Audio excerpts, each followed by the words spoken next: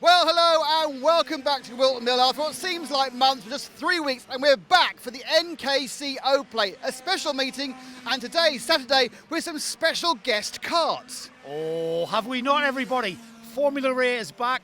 The 100 Super Class is going to be part of this event, and oh my goodness, it's like stepping into a time machine, going back to the mid-90s. It's going back to the mid-90s, early 2000s, where air-cooled two-stroke engines revved to 20,000 revs. You're going to hear the music that these karts play, and it very much is music, Nick. It's kind of the era when I was karting, and, you know, direct drive, the performance levels of the 100 Super Class, what we're going to see, is just phenomenal. Yes, they've got grip levels through the corner, but it's the way the karts you'll see them punch off the corner, and they'll just, you know, visibly, massively, like fireworks, fire off the corner. But the music that they make, the music that they produce, I'm going to be mentioning this so many times this weekend. I think Joe's quite keen. The only person who's not keen, Sadiq Khan. These are not ULEZ karts, that's for sure. But let's forget about anyone Mayor of London. Let's go into the paddock with Joe and talk to the Super Karts Super 100. One of the main contenders this weekend in 100 Super is, of course, Joe Scory. He's carrying the number 2. That means you were runner-up last year, Joe. So what's the plans for this year? Well, I can just do my best. That's all. We had a good run last year. We had a few issues in the final that Darren found. But Chris is a mean competitor. There's a lot of good guys out there this year. Yeah, I mean, we talk about it being between you and Chris Stott, that is, but it's not, is it? There's more than you guys. No, you've got Ryan Cole, you've got Joe Rees-Smith, you've got Neil McKernan, others. There's many names I can't actually think of right now, but it's going to be hard. Of course it is. And of course, you know what? We're going back in time, aren't we? These are mid-90s, early 90s, mid-90s karts. And back in the day, I'm more than familiar with that era of karting. There was an element of unreliability that became a factor. And what we've seen in the past is people having huge leads and then those pesky two-strokes, high-revving two-strokes come into play.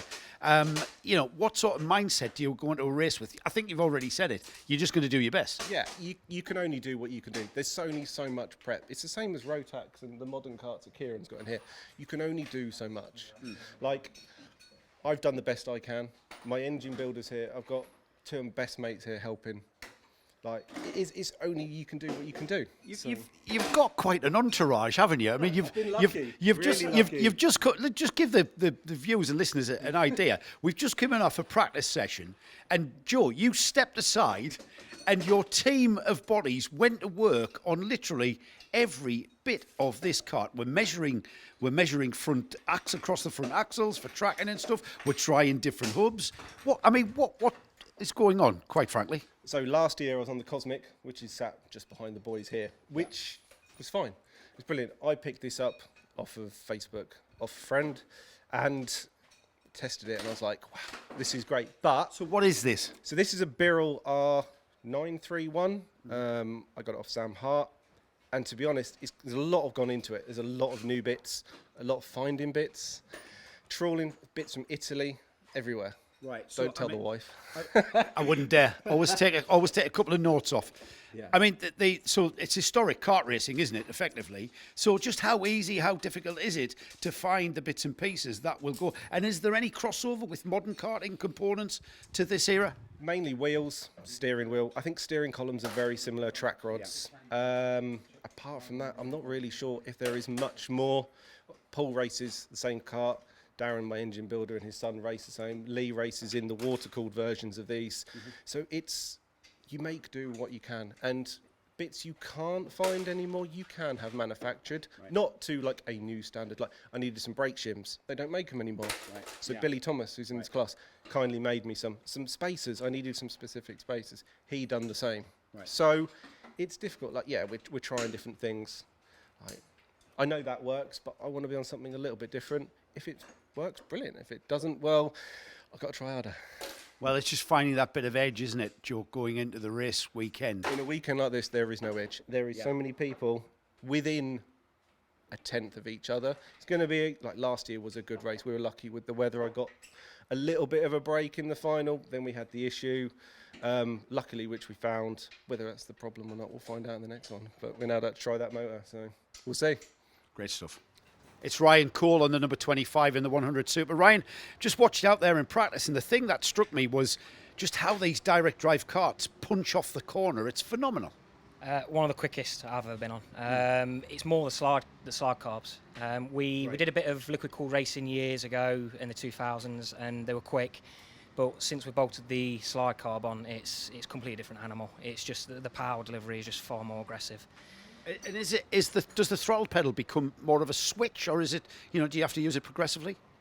Normally I'm a bit of switch on and off, but with this, impossible. I can't. I'm struggling. Yeah, I've literally got to feed it through some of the corners. You can sort of get on the power, but some of the tighter corners, I tend myself I have to filter it because it just otherwise you just end up on the other side of the track. So, so it and just spins up the wheels and pushes you sideways. 100%, yeah, all day long. Yeah, definitely. So, what about the wet? I mean, all right, it's been a little bit wet, but the forecast is for dry. So this might be a useless question, but I'm going to ask you: these must be a right handful in the wet. Yeah, it was. I mean, I think it depends on what sort of slide you're running. So obviously, if you're running a bigger slide, the power will come in at a different place. You run a smaller slide, it comes at a different place. So obviously, I'm a sort of slider running, but my power delivery, it was quite hard in the wet. So if you know it's going to be wet, you would regulate and change the slide to adapt that? Yeah, I'd say so, yeah. It could be an option, or you can obviously adjust the gearing to try and suit, which we had to do. So we adjusted the gearing, and yeah, it was fine after that. So yeah. Right. You appear to be too young to have raced these back in the 90s. Did you? I'm 36, so I raced the liquid cooled. In the 2000s, just at the end of the liquid cooled. We did a bit of that. But the first time I actually driven one of these, I was 12. It was non-MSA, so we had one of those on at 12 years old, and I was batting around. So, I kind of know what it's a bit about. So you've been on this class of kart for some time then? I mean, I raced it when I was 12. I did a year, and then obviously we had to go MSA. Then we just did TChem for 20 years, and then we've come back to this now. So yeah. So going into this weekend, it's all about the one weekend race. It's pointless coming second for the belt. So what's the mindset?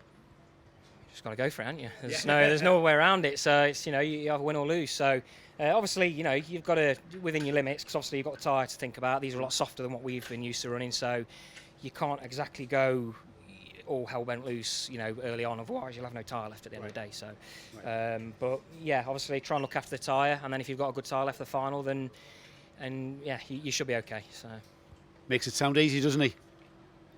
The 100 Super running seeded numbers, which makes my job easy. I can clearly see that Richard Puddle here came 9th last year at this event. So, Richard, 9th, top 10 finish, I always think is a big success. Would you agree? Yeah, I mean, last year was a baptism of fire in a lot of ways. We turned up with just a bare chassis. We built it on the Friday night, I think it was, and then it rained on the Saturday, and it was a chaotic meeting, but it came out all right. I mean, I haven't driven these kind of karts for a long time, so it was an amazing meeting. Tell us what kart you're on. Tell us what engine you're running. So it's Tony Kart Extreme, which I picked up last year with very little history, but I ran an Extreme 20 odd years ago, so it's very similar to what I used to run back in the day, with a Pirelli TT37 motor. Oh man, the name's Pirelli TT37. I mean, takes me back. I mean, the challenge of running these karts is as much in the awning as it is on track. Yeah. I mean, they're obviously pretty fickle, and I know last year lots of people had some running issues with one or two seizes. We managed to not seize.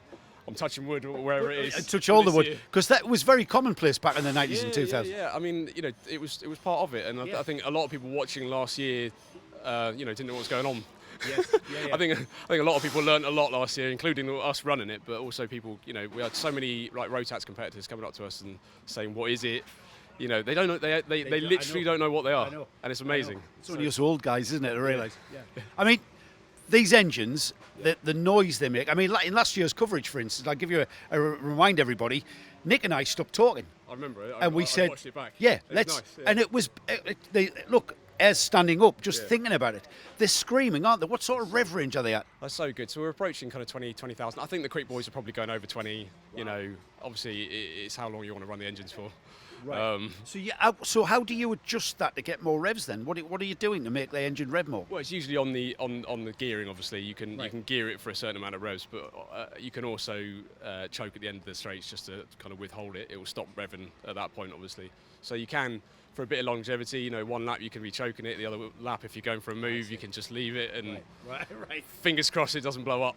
But yeah, it adds another layer of excitement to the racing. It does add another layer, certainly, to driving it, because what you were talking about there, if people are unfamiliar with these two-stroke air-cooled engines, by leaving the choke alone, you are leaning the fuel mix, and you get more power. Is that right? Yeah. Basically, you can. It's all a trade-off, you know, between performance and reliability, and I think that was a layer of karting that you don't see anymore. You know, you really don't.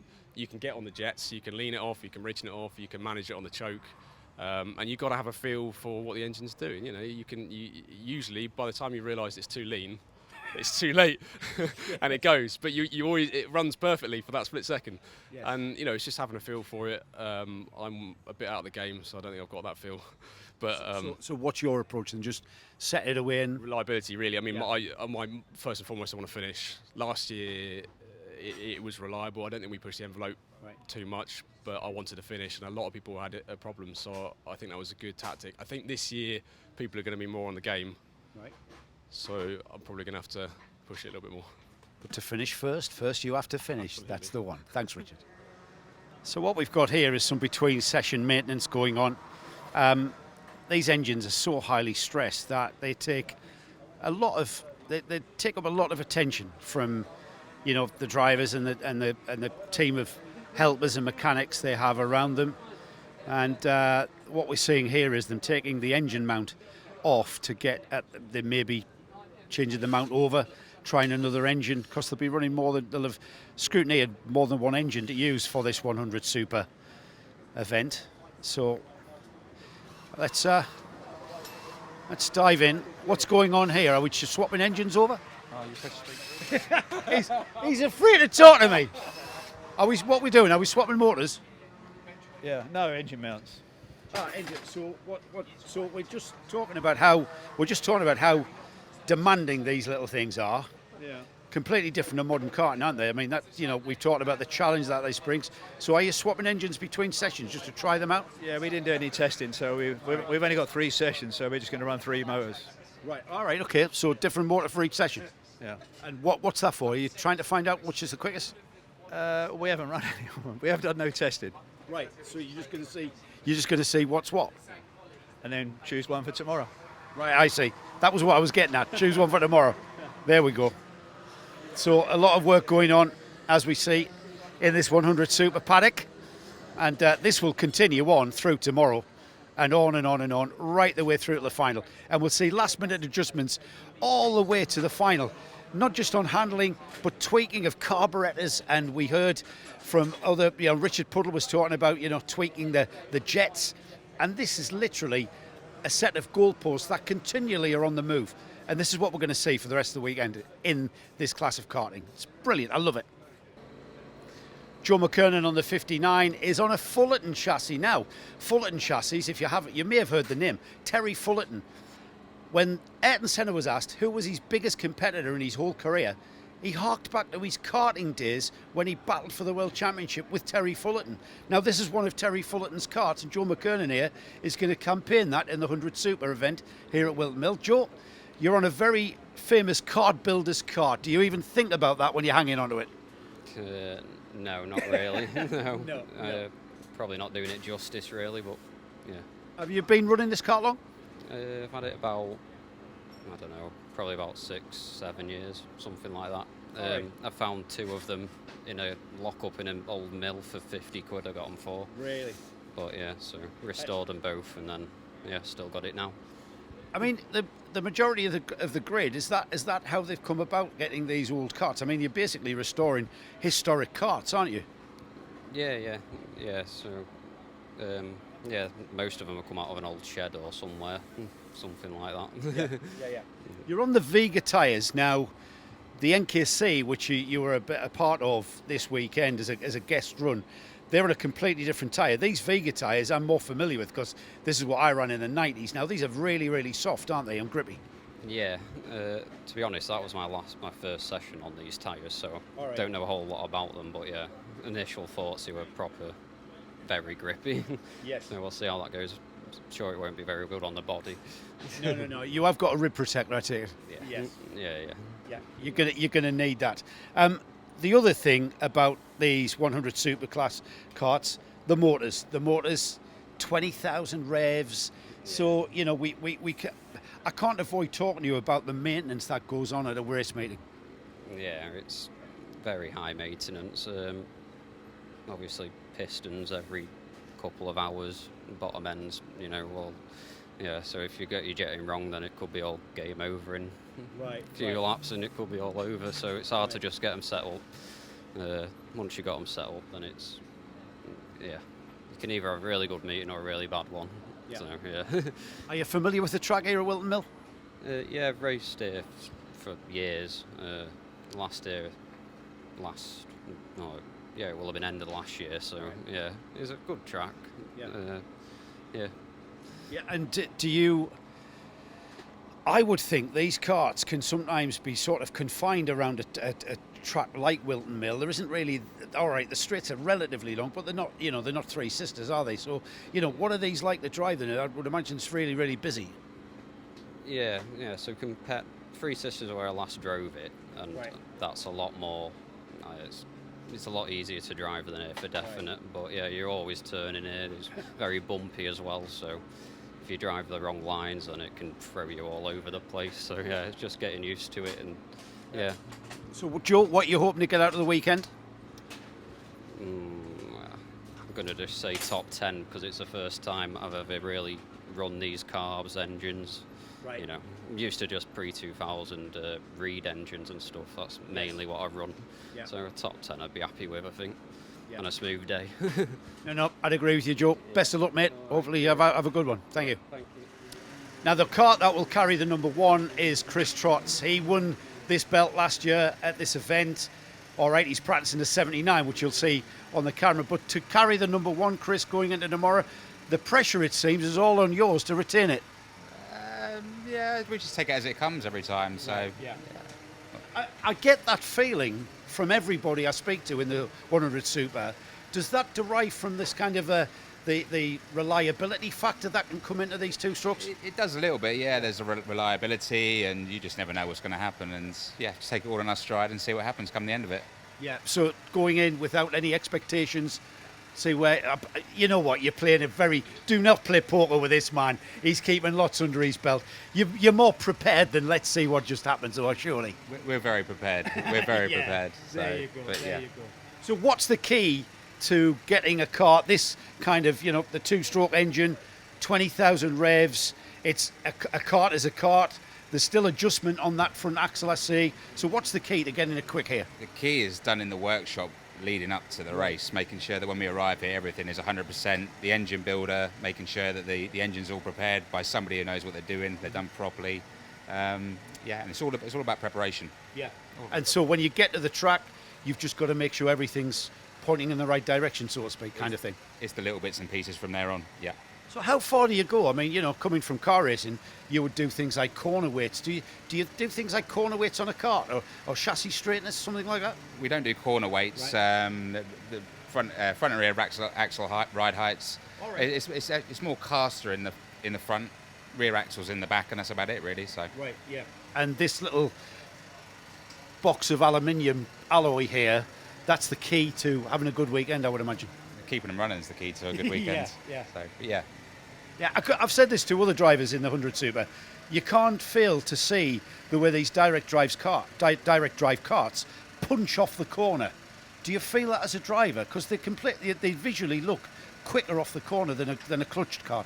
Absolutely, you do. Yeah. I mean, modern karts now are so heavy; they've lost all the feel. You don't feel a lot when you're driving one. Yeah. Back in this, lightweight, instant response on the throttle. Yeah. And particularly in Super with the slide carburettor as well, a massive difference over the Butterfly, which the other 100cc classes race. Right. So, what's Chris Trott going to be happy with come tomorrow afternoon? A win, nothing but a win. That's why we go racing, to win. Simple as that. Look forward to seeing you with the number one, Chris. Thank Makes my job easy. Thank you very much. Thanks, man.